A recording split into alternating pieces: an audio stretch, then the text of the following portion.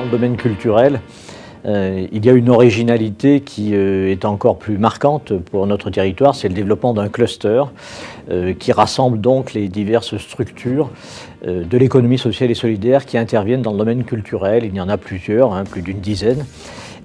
Notre volonté est de renforcer les coopérations entre ces structures, de leur permettre de mutualiser des moyens, de les associer aussi aux grands projets culturels de notre agglomération.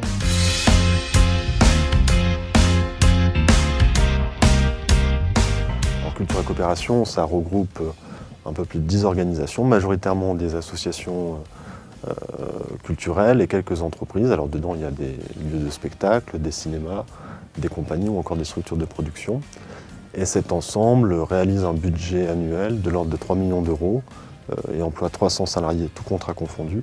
Et donc leur intérêt à travers la coopération dans le cadre de culture et coopération, c'est de pouvoir mettre au pot commun ces problématiques, essayer de les solutionner ensemble, d'y apporter des réponses et proposer ensuite le pilotage de solutions pouvant répondre à ces besoins.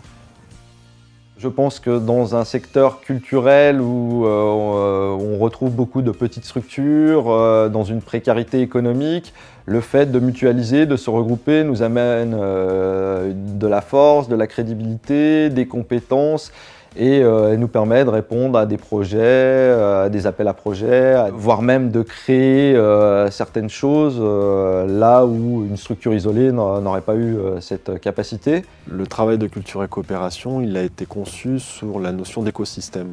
Un écosystème, c'est des petites, des moyennes, des grandes structures, c'est les partenaires publics, c'est les entreprises privées. Et c'est dans ce sens-là qu'un pôle de coopération a du sens en mettant autour de la table l'ensemble de ces parties prenantes pour un même projet avec derrière un fond de valeurs partagées qui sont la solidarité, la mutualisation.